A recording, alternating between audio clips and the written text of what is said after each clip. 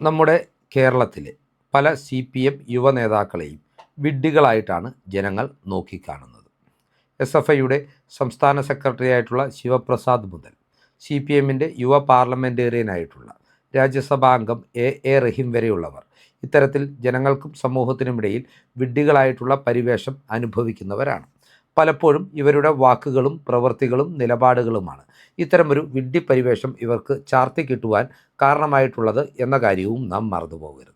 അതായത് സ്വന്തം പ്രവൃത്തി ഗുണം കൊണ്ട് തന്നെ ജനങ്ങൾ വിഡ്ഢികളായി വിലയിരുത്തുന്നവരാണ് CPMൻ്റെ പല യുവ നേതാക്കളും എന്ന് വേണമെങ്കിലും പറയാം. A റഹീമിൻ്റെ കാര്യം എടുക്കുകയാണെങ്കിൽ അദ്ദേഹം പാർലമെൻറ്റിൽ നടത്തിയിട്ടുള്ള പല പ്രസംഗങ്ങളും ദേശീയ മാധ്യമങ്ങളോട് നടത്തിയിട്ടുള്ള പല പ്രതികരണങ്ങളും റഹീമിനെ മാത്രമല്ല പരിഹാസ്യ കഥാപാത്രമാക്കിയത്, നേരെ മറിച്ച് മലയാളികൾക്ക് ഒന്നാകെ നാണക്കേടുണ്ടാക്കിയ സംഭവമാണ്. ഇന്ത്യൻ പാർലമെൻറ്റിലെത്തുന്ന എല്ലാ അംഗങ്ങൾക്കും ഇംഗ്ലീഷ് ഭാഷാ പരിജ്ഞാനം വേണമെന്ന നിർബന്ധമൊന്നുമില്ല. നമുക്ക് ഏറ്റവും കംഫർട്ടബിളായിട്ടുള്ള നമ്മുടെ ആശയങ്ങൾ ഏറ്റവും കൃത്യതയോടുകൂടി അവതരിപ്പിക്കുവാൻ കഴിയുന്ന ഏത് ഭാഷയിലും ഏത് പ്രാദേശിക ഭാഷയിലും പ്രസംഗിക്കുവാനുള്ള സൗകര്യങ്ങൾ രാജ്യസഭയിലും ലോക്സഭയിലും അംഗങ്ങൾക്ക് ഒരുക്കി കൊടുത്തിട്ടുണ്ട്.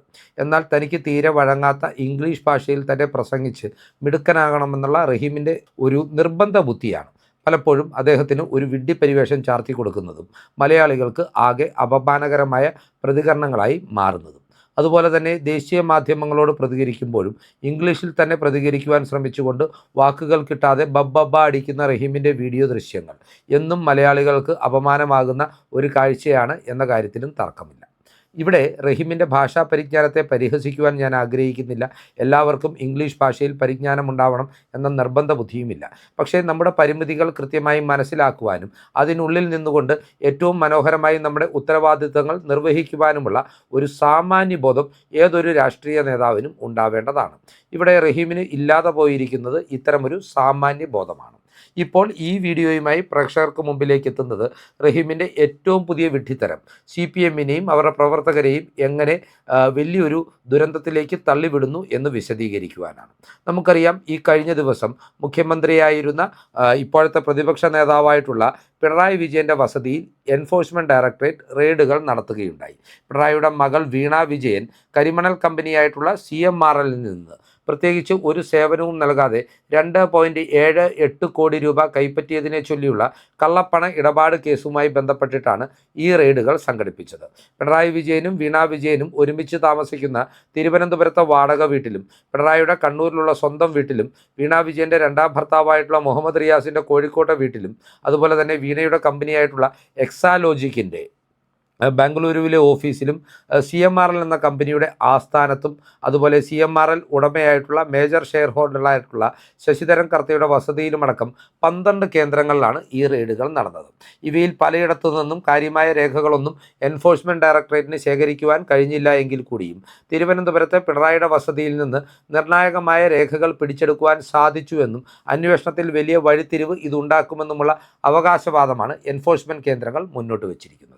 എൻഫോഴ്സ്മെൻറ്റ് ഡയറക്ടറേറ്റ് ഉദ്യോഗസ്ഥർ എന്ന് പറയുന്നത് കേന്ദ്ര സർക്കാരിൻ്റെ കീഴിൽ വരുന്ന ഒരു നിയമപരിരക്ഷയുള്ള ഉദ്യോഗസ്ഥരാണ്. അവർക്ക് സംരക്ഷണം ഒരുക്കുവാൻ വേണ്ടി അർദ്ധ സൈനിക വിഭാഗമായ CRPFൻ്റെ ജവാന്മാരെയും ഈ റെയ്ഡ് നടക്കുന്ന സ്ഥലത്തേക്ക് കേന്ദ്ര സർക്കാർ അയക്കുകയും ചെയ്തിരുന്നു. ഏതൊക്കെയാണെങ്കിലും വളരെ കൃത്യതയോടുകൂടി ഈ റെയ്ഡുകൾ പൂർത്തിയാക്കിയതിന് ശേഷം എൻഫോഴ്സ്മെൻറ്റ് സംഘം തിരുവനന്തപുരത്തെ പിണറായി വിജയൻ താമസിക്കുന്ന വസതിയിൽ നിന്ന് പുറത്തേക്ക് വന്നപ്പോൾ ഏറെ ദൗർഭാഗ്യകരമായ സംഭവ വികാസങ്ങളാണ് ഉണ്ടായിരുന്നത്. 3 ടാക്സി വാഹനങ്ങളിലായിട്ടാണ് തിരുവനന്തപുരത്തെ പിണറായിയുടെ വസതിയിലേക്ക് റെയ്ഡ് നടത്തുവാനുള്ള എൻഫോഴ്സ്മെൻറ്റ് സംഘം എത്തിച്ചേർന്നിരുന്നത്.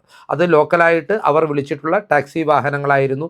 റെയ്ഡിനാണ് എന്ന് ടാക്സി ഡ്രൈവർമാർക്കറിയാമായിരുന്നുവെങ്കിലും പിണറായിയുടെ വസതിയിലേക്കാണ് പോകേണ്ടത് എന്ന വിവരം അവർക്കും കൈമാറിയിരുന്നില്ല.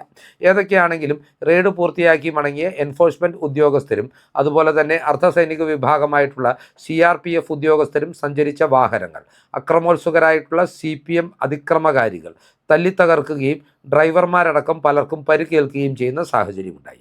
ഇത് വളരെ ഗുരുതരമായിട്ടുള്ള ഒരു കുറ്റകൃത്യമാണ്.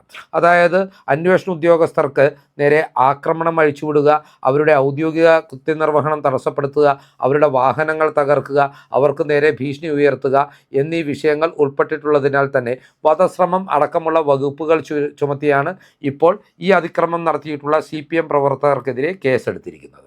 8ഓളം പ്രവർത്തകർ ഇതിനോടകം തന്നെ ഈ കേസിൽ അറസ്റ്റിലായിട്ടുണ്ട് എന്ന റിപ്പോർട്ടുകളും പുറത്തു വരുന്നുണ്ട്. ഈ കേസിൽ അറസ്റ്റിലായവർക്ക് അത്ര എളുപ്പമൊന്നും ജാമ്യം കിട്ടില്ല എന്ന് മാത്രമല്ല, ജാമ്യം അനുവദിക്കണമെങ്കിൽ ലക്ഷക്കണക്കിന് രൂപ അവർ കോടതിയിൽ കെട്ടിവെക്കേണ്ടുന്ന ഒരു സാഹചര്യവുമുണ്ട്. അത്ര എളുപ്പമൊന്നും ജാമ്യം കിട്ടില്ല എന്ന് പറയുമ്പോൾ വർഷങ്ങളോളം ഇവർ ജയിൽവാസം അനുഷ്ഠിക്കേണ്ടുന്ന സാഹചര്യവും നിലനിൽക്കുന്നുണ്ട്. അതായത് സമാനമായ ഒരു സംഭവത്തിൽ 2024 ബംഗാളിൽ വെച്ച് റെയ്ഡ് നടത്തുവാനെത്തിയ എൻഫോഴ്സ്മെന്റ് ഉദ്യോഗസ്ഥരെ ആക്രമിച്ച ഒരു തൃണമൂൽ കോൺഗ്രസ് നേതാവ് ഇന്നും ജയിൽവാസം അനുഷ്ഠിക്കുകയാണ്. കൽക്കട്ട ഹൈക്കോടതിയിൽ നിന്ന് തുടർച്ചയായി ഇദ്ദേഹത്തിൻ്റെ ജാമ്യാപേക്ഷ തള്ളുന്ന സാഹചര്യമാണ് ഉണ്ടായിട്ടുള്ളത്. ഒടുവിൽ ഇയാളെ ചുമന്നാൽ അത് പാർട്ടിക്ക് ബാധ്യതയാകും എന്ന് തിരിച്ചറിഞ്ഞുകൊണ്ട് മമതാ ബാനർജി ഈ ജയിൽവാസം അനുഷ്ഠിക്കുന്ന പാർട്ടി നേതാവിനെ തൃണമൂൽ കോൺഗ്രസിൽ നിന്ന് പുറത്താക്കുക പോലും ചെയ്തിരുന്നു. ഏതൊക്കെയാണെങ്കിലും ഈ അക്രമവുമായി ബന്ധപ്പെട്ട് അറസ്റ്റിലായിട്ടുള്ള CPM പ്രവർത്തകരും അവരുടെ കുടുംബാംഗങ്ങളും ഈ വിവരങ്ങളൊക്കെ പുറത്തു വരുമ്പോൾ വലിയ ആശങ്കയിലാണ് കഴിയുന്നത്. ഇവർക്ക് ജാമ്യം കിട്ടുവാനുള്ള ഏതെങ്കിലും ഒരു സാധ്യത നിലനിൽക്കുന്നുണ്ടായിരുന്നെങ്കിൽ അതുകൂടി ഇല്ലാതാക്കിയിരിക്കുകയാണ് റഹീം നടത്തിയിട്ടുള്ള ചില ബുദ്ധിപരമായ നീക്കങ്ങൾ. അതായത് ഇന്നലെ വളരെ ശ്രദ്ധേയമായ ഒരു പ്രതികരണം റഹീം മാധ്യമങ്ങൾക്ക് മുമ്പിൽ നടത്തുകയുണ്ടായി.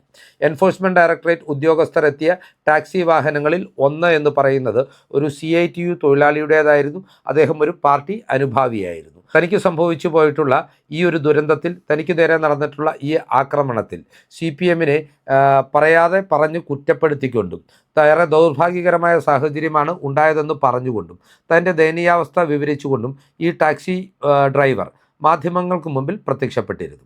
എനിക്ക് ഇപ്പോൾ പുറത്തു വന്നിട്ടുള്ള വിവരങ്ങളിൽ നിന്ന് മനസ്സിലാക്കുവാൻ സാധിക്കുന്നത് അതിക്രമിക്കപ്പെട്ട ടാക്സി ഇദ്ദേഹത്തിൻ്റെ സ്വന്തം വാഹനമായിരുന്നു എന്നാണ്. ഏതൊക്കെയാണെങ്കിലും താനൊരു CITUവിൻ്റെ പ്രവർത്തകനും CPMൻ്റെ അനുഭാവിയുമാണെന്ന് ഇയാൾ തുറന്നു പറഞ്ഞതോടുകൂടി ഈ അക്രമകാരികളും CPM എന്ന രാഷ്ട്രീയ പാർട്ടിയും വലിയ രീതിയിൽ പ്രതിരോധത്തിലാകുകയും ചെയ്തു. അതായത് നിരപരാധിയായിട്ടുള്ള ഒരു ടാക്സി ഡ്രൈവറെ ആക്രമിക്കുകയും അയാളുടെ ഉപജീവനമാർഗമായിട്ടുള്ള വാഹനങ്ങൾ തള്ളിത്തകർക്കുകയും ചെയ്തതിന് പ്രത്യേകിച്ച് ഒരു ന്യായീകരണവും നിരത്തുവാൻ അവർക്കില്ലാതെ വന്ന ഘട്ടത്തിലാണ് റഹീം ബുദ്ധിപരമായ ഒരു നിലപാടുമായി രംഗത്തെത്തിയത്. അത് ദൗർഭാഗ്യകരമായ ഒരു സംഭവമായിരുന്നുവെന്നും ടാക്സി ഡ്രൈവർക്ക് ഈ അതിക്രമം മൂലമുണ്ടായിട്ടുള്ള നഷ്ടപരിഹാരം നൽകിക്കൊണ്ട് തങ്ങൾ നികത്തും എന്നുമുള്ള നിലപാട് പ്രഖ്യാപനമാണ് CPMന് വേണ്ടി റഹീം എന്ന് അഡ്വക്കേറ്റ് ജയശങ്കർ പരിഹസിച്ചു വിളിക്കുന്ന റഹീം മാധ്യമങ്ങൾക്ക് മുമ്പിൽ തുറന്നു പറഞ്ഞത്.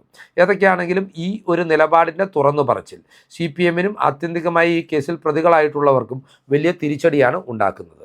കൃത്യമായി പറഞ്ഞാൽ ഇവിടെ ED റഹീമിൻ്റെ പ്രതികരണവുമായി ബന്ധപ്പെട്ട് നിർണായകമായിട്ടുള്ള ഒരു നിലപാടാണ് സ്വീകരിച്ചിരിക്കുന്നത്. അതായത് അതിക്രമത്തിന് ഇരയായവരെ സാക്ഷികളെ എന്ന് വേണമെങ്കിൽ നമുക്ക് പറയാം. കാരണം ഇത്തരം ക്രിമിനൽ കേസുകളിൽ എപ്പോഴും വാദി എന്ന് പറയുന്നത് സ്റ്റേറ്റ് ഓഫ് കേരളയായിരിക്കും.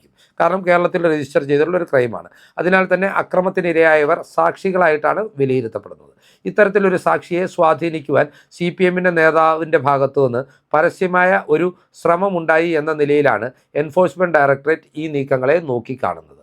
അത്തരമൊരു നിലപാട് അവർ കോടതിയിൽ പറയുകയും ചെയ്യും. അങ്ങനെ സംഭവിക്കുമ്പോൾ സാക്ഷികളെ സ്വാധീനിക്കുവാൻ ശ്രമിച്ചതിൻ്റെ പേരിൽ ഇപ്പോൾ ഈ കേസിൽ പ്രതികളായി അറസ്റ്റ് ചെയ്യപ്പെട്ടിട്ടുള്ളവർക്ക് ജാമ്യം ലഭിക്കുവാനുള്ള എല്ലാ സാധ്യതകളും ഇല്ലാതാകുകയാണ്. അതുമാത്രമല്ല റഹീം എന്ന രാജ്യസഭാ അംഗം പോലും ഈ കേസിൽ പ്രതിയാകുവാനുള്ള സാഹചര്യങ്ങളും നിലനിൽക്കുന്നുണ്ട്. അതായത് ഏതെങ്കിലും ഒരു കുറ്റകൃത്യം നടക്കുമ്പോൾ അതിൻ്റെ അന്വേഷണ പുരോഗതിയിലിരിക്കെ സാക്ഷികളെ സ്വാധീനിക്കുവാൻ ശ്രമിക്കുന്നത് ഗൗരവതരമായ മറ്റൊരു കുറ്റകൃത്യമാണ്. അതിനാൽ തന്നെ CPM നേതാക്കൾ പലരും, അല്ലെങ്കിൽ പല പ്രമുഖ CPM നേതാക്കളും ഈ കേസിൻ്റെ ഗൂഢാലോചനയുമായി ബന്ധപ്പെട്ട് പ്രതി ചേർക്കപ്പെടുവാൻ സാധ്യത ഉണ്ടായിരിക്കുന്ന ഈ സാഹചര്യത്തിലാണ് സാക്ഷികളെ സ്വാധീനിക്കുവാൻ ശ്രമിച്ചുകൊണ്ട് റഹീം പരസ്യമായി രംഗത്തെത്തിയിരിക്കുന്നത്. അതിനാൽ തന്നെ സാക്ഷികളെ സ്വാധീനിക്കുവാൻ ശ്രമിച്ചു എന്ന ഒറ്റ പേരിൽ റഹീം ഈ കേസിലും ഒരു പ്രതിയാകുവാനുള്ള സാധ്യതയുണ്ട്. ഇത്തരത്തിൽ റഹീമിൻ്റെ വിഡ്ഢിത്തരങ്ങൾ CPMന് സമാനതകളില്ലാത്ത പ്രതിസന്ധികളാണ് സൃഷ്ടിക്കുന്നത് എന്ന കാര്യത്തിൽ തർക്കമില്ല. അല്ലെങ്കിൽ തന്നെ റഹീമിനെ പറഞ്ഞിട്ട് എന്ത് കാര്യം, ഇയാളെ ഇത്തരം ഉത്തരവാദിത്തങ്ങൾ ഏൽപ്പിക്കുന്ന പാർട്ടിയെ പറഞ്ഞാൽ മതിയല്ലോ എന്ന വ്യാപകമായ വിമർശനവും പരിഹാസവും സോഷ്യൽ മീഡിയയിലും ഉയർന്നു കേൾക്കുന്നുണ്ട്. റഹീം ഈ ഭരണനഷ്ടം CPMന് സംഭവിച്ച ശേഷം ഇതാദ്യമായിട്ടല്ല ഇത്തരം ഒരു വിഡ്ഢി കോമാളി വേഷം കെട്ടുന്നത് എന്നതുകൂടി നാം ഓർക്കേണ്ടതാണ്. പിണറായി വിജയൻ്റെ വസതിയിൽ എൻഫോഴ്സ്മെന്റ് റെയ്ഡ് നടക്കുന്നതിന് തലേ ദിവസം തലസ്ഥാനത്ത് വലിയ കലാപം അഴിച്ചുവിടുവാൻ റഹീമിൻ്റെ നേതൃത്വത്തിൽ SFIയുടെ കുട്ടി ചെകുവേരമാർ ശ്രമിച്ചിരുന്നു. കേരള യൂണിവേഴ്സിറ്റി യൂണിയൻ തെരഞ്ഞെടുപ്പിൽ SFIക്ക് വലിയ വിജയമുണ്ടായതിന് പിന്നാലെ നടന്ന ആഹ്ലാദ പ്രകടനത്തിനിടെ KSUക്കാരുമായി സംഘർഷമുണ്ടായപ്പോൾ ഇത്തരത്തിൽ അതിക്രമം കാട്ടിയ SFIക്കാർക്ക് നേരെ പോലീസ് ലാത്തിച്ചാർജ് നടത്തിയപ്പോൾ അതിനെതിരെയും വിഡ്ഢിവേഷം കെട്ടിക്കൊണ്ട് ചില കോപ്രായങ്ങളുമായി രംഗത്തെത്തിയ റഹീമിൻ്റെ ദൃശ്യങ്ങൾ സമൂഹ മാധ്യമങ്ങളിൽ വ്യാപകമായി ട്രോൾ ചെയ്യപ്പെട്ടുകൊണ്ടിരിക്കുകയാണ്. ഇതിനിടയിലാണ് EDA ഉദ്യോഗസ്ഥരെ ആക്രമിച്ച സംഭവവും അതുമായി ബന്ധപ്പെട്ട് റഹീം നടത്തിയിട്ടുള്ള പ്രതികരണവും CPMന് വലിയ തലവേദനയായി മാറുന്നത്. ഏതൊക്കെയാണെങ്കിലും ജനങ്ങൾക്കിടയിൽ വിഡ്ഢി പരിവേഷമുള്ള A റഹീം എന്ന നേതാവ് CPMനും മുൻ മുഖ്യമന്ത്രിയും ഇപ്പോൾ പ്രതിപക്ഷ നേതാവുമായിട്ടുള്ള പിണറായി വിജയനും വലിയ ബാധ്യതയായി തീരുന്നു എന്ന കാര്യത്തിൽ തർക്കമില്ല. ഈ ചിന്തകൾ പ്രേക്ഷകർക്കായി പങ്കുവെച്ചുകൊണ്ട് ഈ വീഡിയോ ഇവിടെ അവസാനിപ്പിക്കുകയാണ്. കൂടുതൽ രാഷ്ട്രീയ വാർത്തകൾക്കും വിശകലനങ്ങൾക്കുമായി ഞങ്ങളുടെ ചാനൽ സബ്സ്ക്രൈബ് ചെയ്യുക. നന്ദി.